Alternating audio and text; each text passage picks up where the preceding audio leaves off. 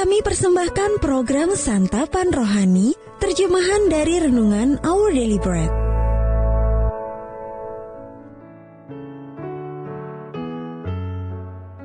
Sahabat ODB, pembacaan Alkitab hari ini terambil dari 1 Samuel pasal yang keempat ayat yang ke-12 sampai dengan ayat yang ke-22.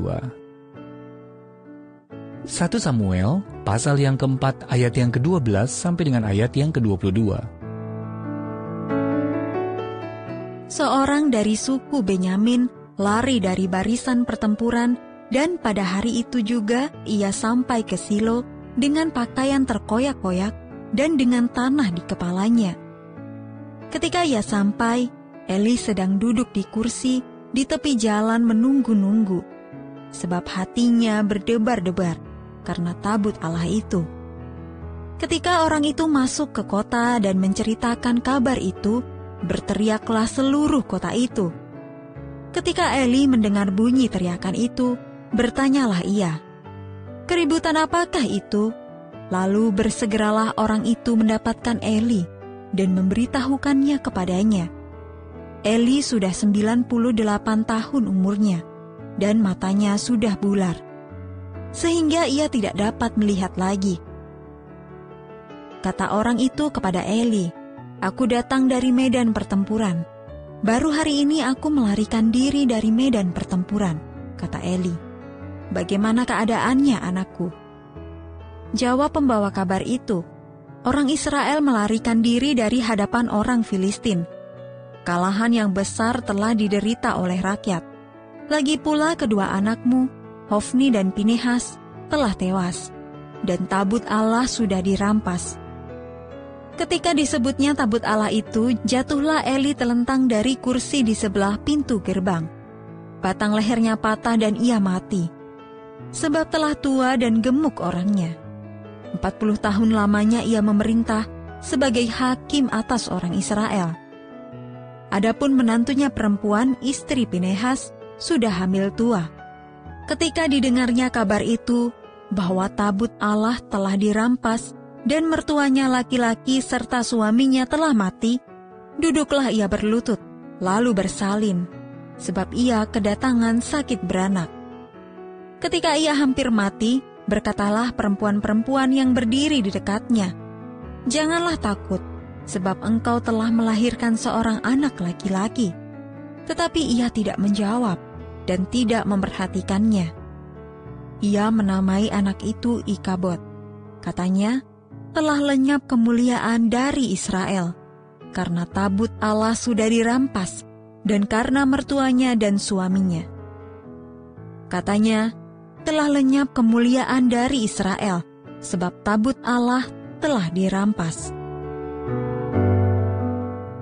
Ayat Mas Renungan hari ini terambil dari 1 Samuel pasal yang keempat ayat yang ke-22. Telah lenyap kemuliaan dari Israel, sebab tabut Allah telah dirampas. Judul renungan kali ini, Pelarian Ikabod, ditulis oleh Tim Gustafson. Sahabat ODB, dalam cerpen berjudul Legenda di Sleepy Hollow, penulis Washington Irving bercerita tentang Ikabod Crane, seorang guru sekolah yang ingin menikahi seorang gadis cantik bernama Katrina. Kisahnya dipusatkan pada kehadiran seorang penunggang kuda tanpa kepala yang menghantui desa koloni itu. Suatu malam, Ikabod melihat penampakan mirip hantu dari penunggang kuda itu. Saking ketakutannya, ia pun melarikan diri dari daerah itu.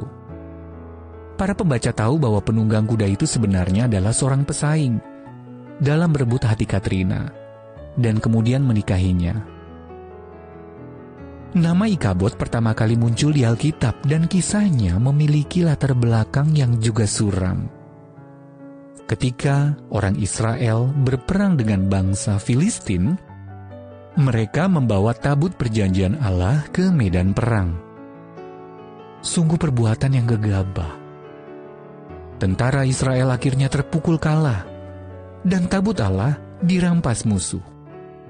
Dua anak imam besar Eli, yakni Hofni dan Pinehas, tewas. Eli juga kemudian mati. Ketika istri Pinehas yang sedang mengandung mendengar kabar duka itu, tiba-tiba ia merasakan sakit beranak. Lalu bersalinlah ia tak lama kemudian. Dalam keadaan sekarat, ia menamai anaknya Ikabod, yang artinya tanpa kemuliaan. Telah lenyap kemuliaan dari Israel, katanya dengan susah payah. Syukurlah Allah sedang bekerja menyingkapkan kisah yang lebih besar.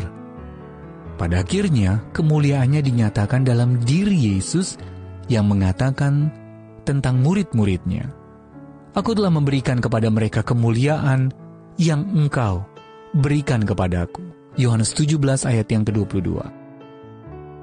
Tak seorang pun tahu di mana tabut Allah itu berada pada saat ini.